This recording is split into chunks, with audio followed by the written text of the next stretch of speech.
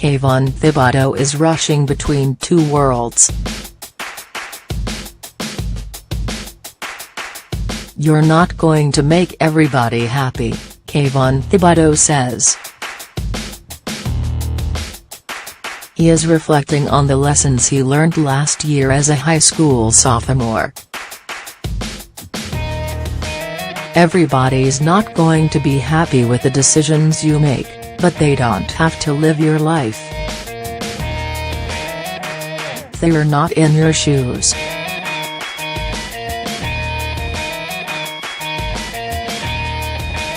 This morning, Kayvon is not wearing any shoes. It's late June, and he's lounging barefoot in a black sweatsuit and black skullcap in the living room of his father Angelo's house, one of 4 units in a building wreathed by iron fencing in South Los Angeles. Angelo is outside, tinkering with the engine of Kayvon's 1995 Ford Mustang.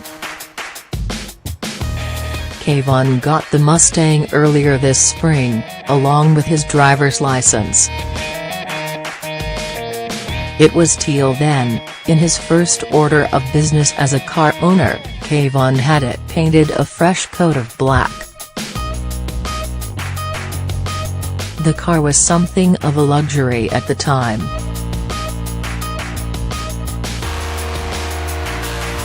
Kayvon and his mother, Thibodeaux, lived less than 15 minutes away from Dorsey High School, where Kayvon was a student and a member of the football team. Getting to and from school was rarely a problem. He could almost always bum a ride from one of his coaches. Back then, before he transferred to one of Southern California's most prestigious private schools and upended his life, Kayvon spoke of high school almost reverentially. It was a time in his life that would anchor him to his community. Dorsey is predominantly black, and sits right in the middle of some of LA's most vibrant African American communities. Kayvon was a 40 student and a star athlete. He was in his element.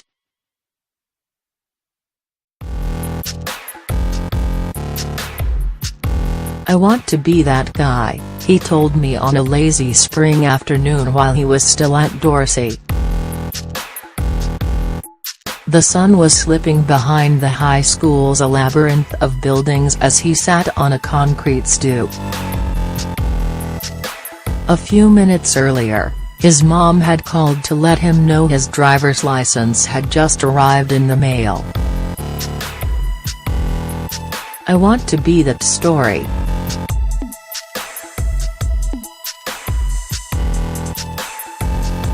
I want to be that reason."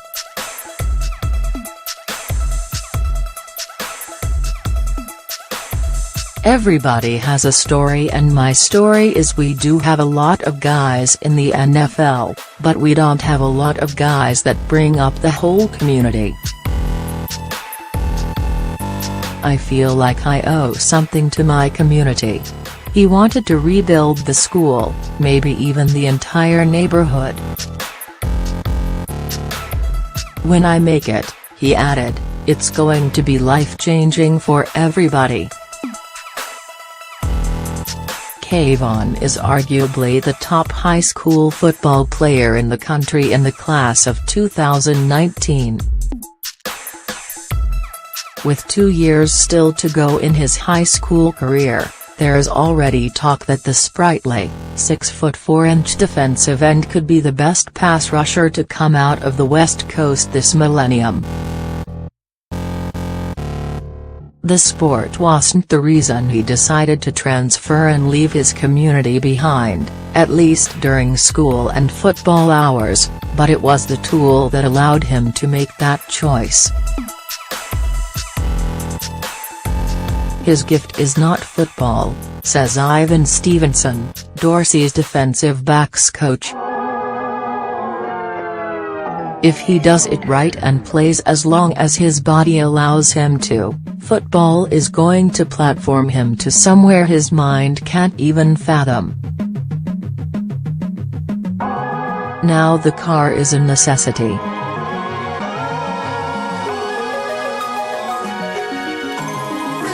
After Angelo gets the Mustang purring and slams the hood shut, Kayvon will drive 45 miles northwest to Oaks Christian, a private school in Westlake Village where a year of tuition costs $30,900.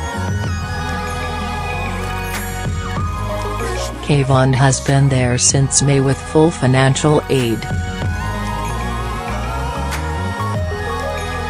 He is pulled between two worlds, days in Westlake Village, where the median family income is $112,000 and his new high school sits a few blocks away from a Four Seasons hotel, nights back home in South Los Angeles, where the median income is $32,000 and his parents live in neighborhoods controlled by rival gangs.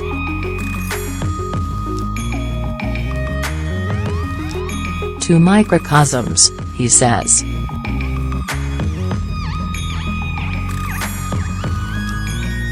That's exactly what it is.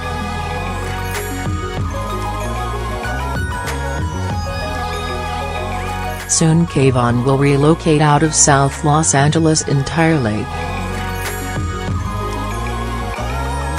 That's what happens when you're a star football player.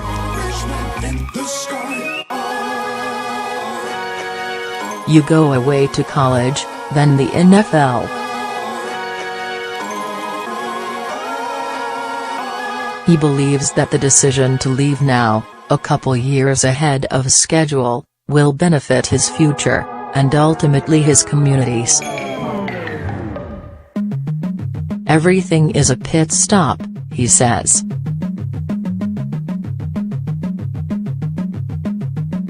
His voice is flat, his sentences truncated. Switching schools has made him wary, spread him thin. Kayvon says that his plans haven't changed, but everything else has. Being at Oaks Christian, on its sprawling campus and among its upper-crust student body, means he is no longer of the place he so earnestly wants to elevate. At 16, he has chosen to become a man apart, if only for a little while. He has to go away to come back.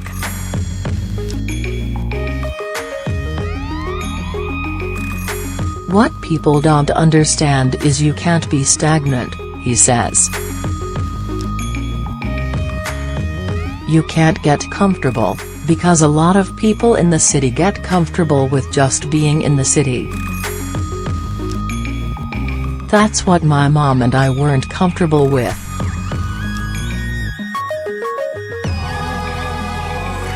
We can't just be in the city all our lives.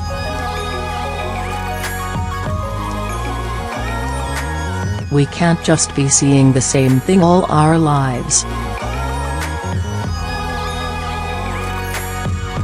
We want to see something different, experience something different. That's what I'm doing.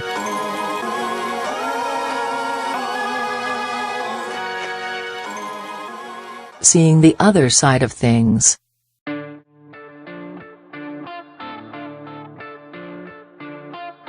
The story of the game has been told enough times by now that it's almost a tall tale. In some versions, Kayvon is 6 foot 2 inches, in others, who's already his full height. Some people have him taking out as many as 7 opposing players. Kayvon remembers the game being stopped entirely. What is known and agreed upon is that, in his 8th grade year, Kayvon played in a Pop Warner All-Star game. Somewhere along the way, he got kicked out not for doing anything illegal, or for showing off. Rather, it was safety issue.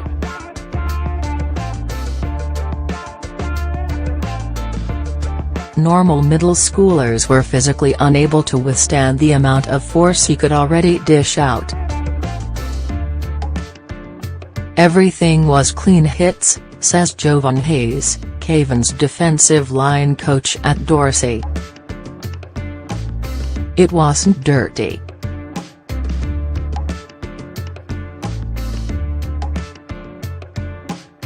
He wasn't getting up and flexing on them.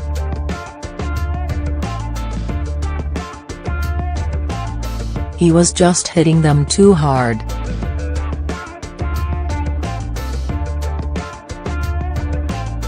They weren't getting up.